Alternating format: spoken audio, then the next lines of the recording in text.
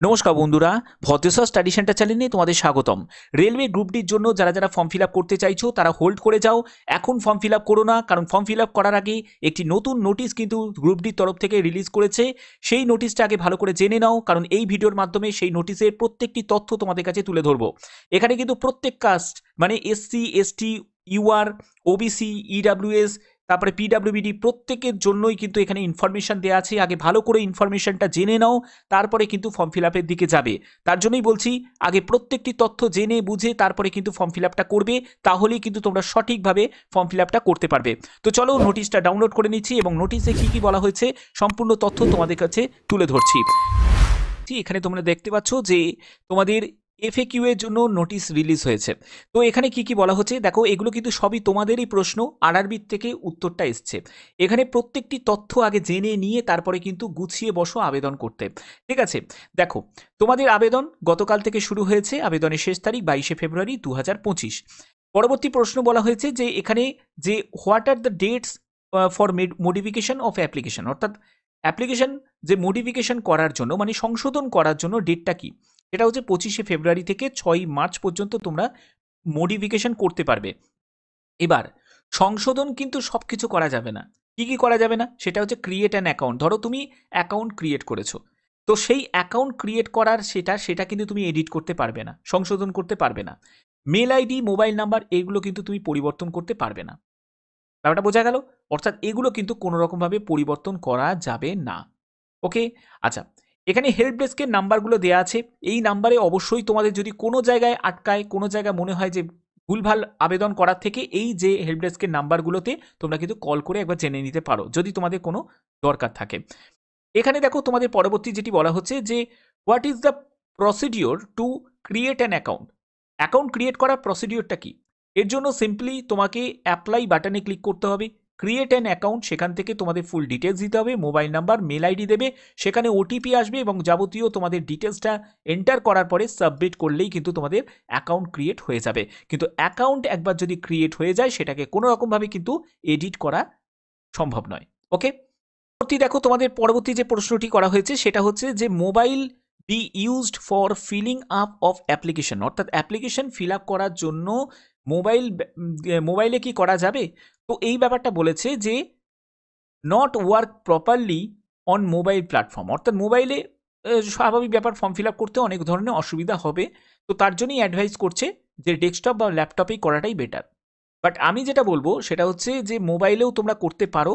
যদি তুমি মোবাইলে যদি করো ফর্ম ফিল আপ, তাহলে কি করবে, একটা ডেস্কটপ মোড বলে একটা মোড দেখতে পাবে মোবাইলে, তিনটে ডটে, যেগুলো দেবে তিনটে ডট আছে ডান দিকে, সেটাকে ক্লিক করলেই কিন্তু তোমার ডেস্কটপ মোডটাকে অন করে তারপরে কিন্তু আবেদন করতে পারো, তাহলে কিন্তু অসুবিধা তোমাদের হবে না।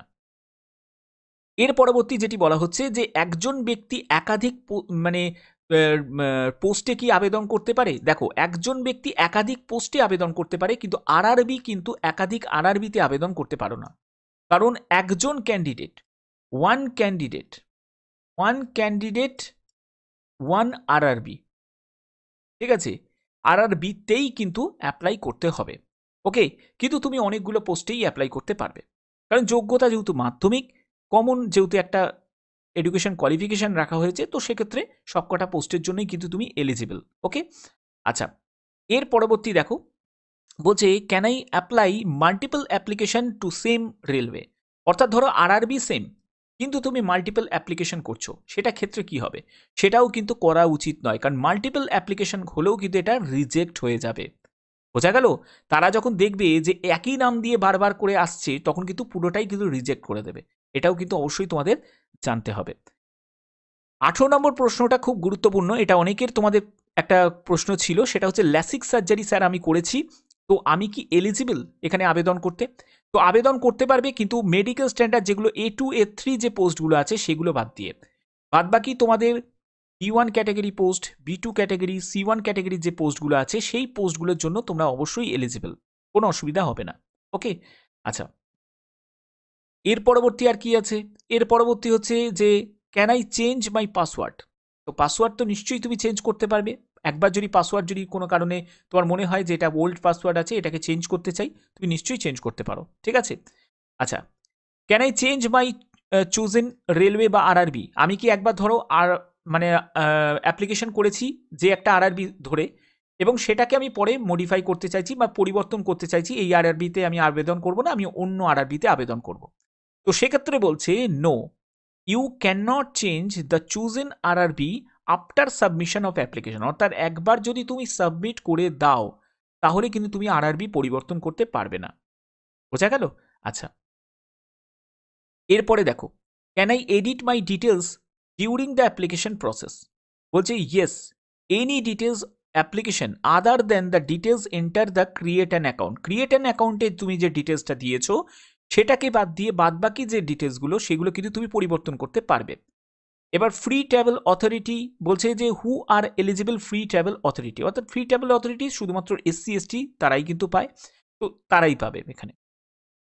এর পরবর্তী হচ্ছে ইবিসি। দেখো হোয়াট ইজ ইবিসি? এই ইবিসি আর ওবিসি নিয়ে অনেকের গন্ডগোল, কারণ এনটিপিসিতে আমরা দেখেছি অনেকেই কিন্তু এই আমাকে প্রশ্ন করেছে যে স্যার ওবিসি জায়গা আমি ইবিসি দিয়ে ফেলেছি, অনেকে আবার জেনে বুঝে দিয়েছে যে যদি মানে অ্যাপ্লিকেশন ফিজে যদি ছাড় পাওয়া যায় তার জন্য।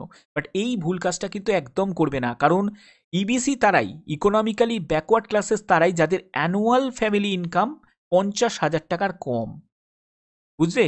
তো তারা যারা বিপিএল কার্ড হোল্ডার আছে তারাই কিন্তু ইবিসির মধ্যে পড়ছে, ওবিসি আলাদা, ঠিক আছে, আদার ব্যাকওয়ার্ড ক্লাসেস, আর তোমার হ্যাঁ, আর ইবিসি আলাদা, ইকোনমিক্যালি ব্যাকওয়ার্ড ক্লাসেস। তার জন্য এই জায়গাটা কিন্তু কনফিউশন রাখলে কিন্তু চলবে না, নাহলে কিন্তু বড় একটা ঝামেলার মধ্যে পড়ে যাবে। ঠিক আছে, ভুল করে যদি একবার ইবিসি করে দাও তারপরে তোমাদের এই সব ডকুমেন্টগুলো কিন্তু তোমাকে জোগাড় করতে হবে, তখন কিন্তু কোনো রকমভাবে কনসিডার কিন্তু করবে না, সঙ্গে সঙ্গে রিজেক্ট করে দেবে। তার জন্য শুধুমাত্র এক্সামিনেশন ফিজে ছাড় পাওয়ার জন্য, ঠিক আছে, এই ভুল কাজটা করবে না। ছাড় বলতে গেলে কি, ইবিসি যারা আছে ইবিসিদের দিতে হবে 250 টাকা, কিন্তু পরবর্তী সময় 250 টাকাটাই তো সে রিফান্ড পেয়ে যাবে। তার জন্যই এই জায়গাটা অনেকেই করে ফেলে। ঠিক আছে, এই ভুলটা কাজটা কিন্তু করলে চলবে না। ওকে, আচ্ছা, এর পরবর্তী আর কি কি আছে আমরা দেখে নেব। আচ্ছা, এখানে দেখো ইবিসির জন্য কিন্তু কোনো রিল্যাক্সেশন বা তোমাদের কোনো রিজার্ভেশনও কিন্তু তুমি পাবে না। ঠিক আছে, ইবিসি জাস্ট তোমাদের ফি কনসেশনের জন্য, কোনো রিজার্ভেশন নেই এখানে। আচ্ছা, এক্সামিনেশনের ল্যাঙ্গুয়েজ, এটা নিয়েও তোমাদের একটা প্রশ্ন থাকে যে এখানে ল্যাঙ্গুয়েজ হিসাবে আমি কোন ল্যাঙ্গুয়েজ চুজ করতে পারবো। দেখো, হিন্দি আর হচ্ছে ইংলিশ, এই দুটো ল্যাঙ্গুয়েজ হচ্ছে ডিফল্ট ল্যাঙ্গুয়েজ, এগুলো তোমাকে দেবেই দেবে। বাদ বাকি তুমি যে ল্যাঙ্গুয়েজে কমফোর্টেবল, যেটা তুমি মাতৃভাষা, সেটাও তুমি চুজ করতে পারো, অসুবিধা কিছু নেই। ওকে, আচ্ছা, এবার হচ্ছে তোমাদের what is the crucial date to claim SC ST OBC EWS status? তো এখানে যেটা বলা হচ্ছে সেটা হচ্ছে 22শে ফেব্রুয়ারি 2025 অনুযায়ী যে সার্টিফিকেট, সেটা কিন্তু অবশ্যই তোমাদের কিন্তু আপডেট করানো থাকতে হবে for submission of application for this CN. ঠিক আছে, ডিউরিং ডিভি, অর্থাৎ যখন ডকুমেন্ট ভেরিফিকেশন হবে তখন কিন্তু এগুলো প্রয়োজন হবে। ওকে, আচ্ছা, এবার হচ্ছে তোমাদের একটা প্রশ্ন জাগবে যে স্যার কাস্ট সার্টিফিকেট কাদের কাদের লাগবে? কাস্ট সার্টিফিকেটের ব্যাপারটা আমি আসছি, তার আগে আর একটা জায়গা তোমাদের ক্লিয়ার করে দিই। পিডাব্লিউবিডি, পিডাব্লিউবিডি যারা ক্যান্ডিডেট তাদের কিন্তু 40% ডিসেবিলিটি তোমাদের থাকতে হবে। পিডাব্লিউবিডি candidate apply against unreserve vacancies, অর্থাৎ একজন পিডাব্লিউবিডি ক্যান্ডিডেট কি আনরিজার্ভ ভ্যাকেন্সিতে পার্টিসিপেট করতে পারে? নিশ্চয়ই পারবে, কোনো অসুবিধা নেই। আনরিজার্ভ মানে হচ্ছে সেখানে কোনো রিজার্ভ করা নেই, সেখানে একজন এসসিও যেতে পারে, এসটিও যেতে পারে, পিডাব্লিউবিডিও যেতে পারে, প্রত্যেকে যেতে পারে, কিন্তু তোমাকে অ্যাজ এ ইউআর হিসাবেই কিন্তু ওখানে ফাইট করতে হবে। ঠিক আছে, তুমি কাস্টের ফেসিলিটি নিলে সঙ্গে তুমি ওখানে আনরিজার্ভে চলে গেলে সেটা কিন্তু হবে না। ওকে, আচ্ছা, এর পরবর্তী তোমাদের কি আছে, কারণ স্বাভাবিক ব্যাপার, এখানে তো কাট অফ তো তোমার হাই যাবে না, তুই তো এসসি এসটিতে কাট অফ তো তোমার কম যাবে, তো এসসি এসটি থেকে তুমি বেশি নাম্বার পেলেই তুমি আনরিজার্ভে ঢুকতে পারবে, মানে ঢুকবেটা কি করে? ওকে, আচ্ছা, আরেকটা তোমাদের তথ্য দিয়ে রাখি, সেটা হচ্ছে যারা পিডাব্লিউবিডি ক্যান্ডিডেট তাদের কিন্তু কোনো রকম পিইটি এক্সাম কিন্তু হবে না, তাদের পিইটি থেকে ছাড় আছে। ওকে, এই ব্যাপারটা তোমরা নিশ্চিন্তে থাকো। আচ্ছা, এর পরবর্তী আর কি কি আছে সেটা হচ্ছে হ্যাঁ, এখানে দেখো 47 নম্বর পয়েন্টে বলেছে in the application only matriculation is visible, অর্থাৎ যখন আবেদন করছো তোমরা শুধুমাত্র মাধ্যমিক যোগ্যতা দেখতে পাচ্ছ।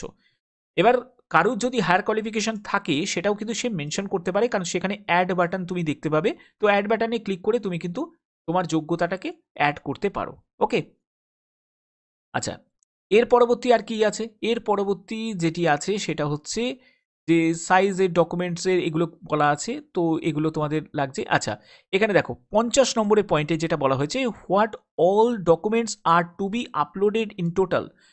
কী কী ডকুমেন্টস তোমাদের লাগছে সেই জায়গাটা বুঝে নাও। দেখো তোমাদের যেটা লাগছে, তুমি যদি একজন জেনারেল প্রার্থী হয়ে থাকো তাহলে আমি তোমাদেরটা আগে বলে দিই, সেটা হচ্ছে শুধু ফটো আর হচ্ছে সিগনেচার লাগবে। ফটো সিগনেচার এই দুটো ছাড়া আর কিচ্ছু লাগছে না, ঠিক আছে? যা লাগবে তোমাদের ডকুমেন্ট ভেরিফিকেশনের সময় কিন্তু সব ডকুমেন্টসগুলো কিন্তু তোমাদের এক এক করে লাগবে। ওকে, এরপরে যেটা বলা হচ্ছে সেটা হচ্ছে যারা এসসি এসটি আছে শুধু তাদেরই কিন্তু তোমাদের কাস্ট সার্টিফিকেট আপলোড করতে হবে। অর্থাৎ যারা জেনারেল প্রার্থী, ওবিসি প্রার্থী, ইডাব্লিউএস প্রার্থী, পিডাব্লিউবিডি প্রার্থী তাদের কিন্তু এখন কিছু লাগছে না। যা লাগবে তাদের ডকুমেন্ট ভেরিফিকেশন যখন হবে তখন কিন্তু লাগবে।